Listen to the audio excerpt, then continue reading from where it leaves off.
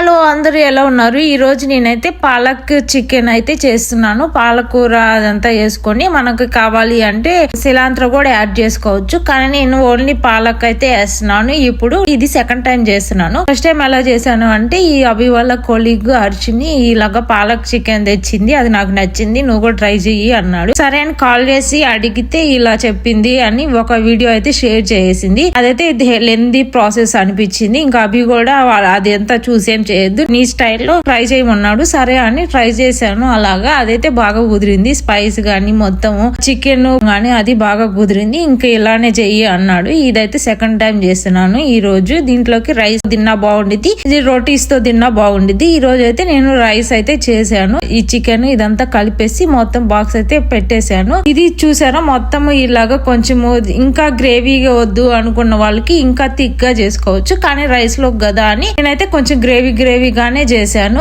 ఇది ఎక్కువ మనం ఎంత సాఫ్ట్ గా కుక్ చేసుకుంటే అంత టేస్ట్ ఎక్కువ వస్తుంది. మీరు ఒకసారి ట్రై చేయండి. ఎలా పాలక్ చికెన్ అనేది యూట్యూబ్ లో వీడియోస్ ఉంటాయి, అవి చెక్ చేయండి. ఒకవేళ వీడియో కావాలి అంటే కింద కామెంట్ చేయండి. అంటే యూట్యూబ్ లో వీడియోస్ ఏంటంటే లెందీ ప్రాసెస్ ఉన్నాయి, అలా కాకుండా సింపుల్ గా ఒకసారి ఎప్పుడైనా వీడియోనైతే షేర్ చేస్తాను. ఈ రోజు మీ ఇంట్లో స్పెషల్స్ ఏంటి అనేది మీరైతే కింద కామెంట్ చేయండి. మా ఇంట్లో స్పెషల్స్ అయితే ఇవి. Thanks for watching. Do follow for more videos.